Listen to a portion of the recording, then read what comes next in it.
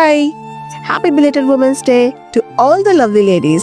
कल women's day पे मुझे एक बहुत अच्छी बात याद आई और मैंने कहीं पे पढ़ा तो मुझे लगा कि हाँ यार, ये हमें मेरे अपनी फ्रेंड्स के साथ मुझे शेयर करना चाहिए। गर्ल्स, हम सब लोग के लिए, हम लड़कियों के लिए ना जैसे बहुत अच्छे रूल्स बनाए गए हैं जो हमारे फ़ायदे के लिए ही हैं, हमें बहुत अच्छा रहता है हमारे लिए। कुछ रूल्स हैं जो टिपिकली हाउसवाइफ्स के लिए बनाए गए हैं। शाम के वक्त हमें कपड़े नहीं धोने चाहिए, वीरवार के दिन हमें कपड़े नहीं धोने चाहिए स्पेशली। और घर में ना कपड़े कभी खिलारे मतलब जैसे ना बिना तय मारे उलट पुलट नहीं पड़ना चाहिए, हमेशा सही से रखना चाहिए घर को, हमेशा उलझ के घर में ना रहें, हमेशा बालों को बांध के रखें, शाम के वक्त कंघी ना करें, शाम के वक्त तड़का भी नहीं लगाना, सूरज ढलने के बाद झाड़ू नहीं लगाना। तो क्या होता है ना कि इनसे लक्ष्मी नाराज हो जाती है और हमारे घर से बरकत चली जाती है। ठीक है, तो ये काम हमें नहीं करने।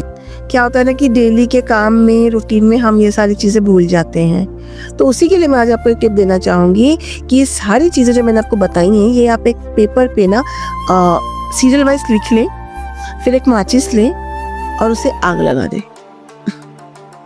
क्योंकि गर्ल्स, इन सब चीज़ों का कोई फ़ायदा नहीं है। इन सब चीज़ों में ना पड़े, मस्त रहें, खुश रहें, जब टाइम मिले तब काम करें। क्यों? क्योंकि आप खुद लक्ष्मी हैं। तो इसीलिए अपना ख्याल रखें, अपने को संवारें, खुद को अच्छा भोग लगाएं, स्वस्थ रहें। घर में से बरकत कहीं नहीं जाने वाली। ये सारी चीज़ें बेकार की चीज़ें हैं। हम लड़कियों को हमेशा काम पे लगाए रखने के लिए, एक बिज़ी रखने के लिए एक तरीका बनाया हुआ है। कोई ज़रूरत नहीं है। अगर आप काम पे जाती हैं तो अगर आपको लगता है कि रात को सब्जियां काट के रखने से आपका टाइम सेव होगा तो आप करें। अगर आपको लगता है रात को कपड़े धोने से आपको टाइम सेव होगा तो आप ज़रूर करें। कुछ नहीं होता। मैं ये नहीं कहती घर का ख्याल ना रखें, घर को साफ रखें, और घर को बहुत ज़रूरी है घर को साफ रखना और ध्यान रखना, लेकिन अपने टाइम के हिसाब से करें। ये सारी चीज़ें जो है ना, इन सबको छोड़ दें।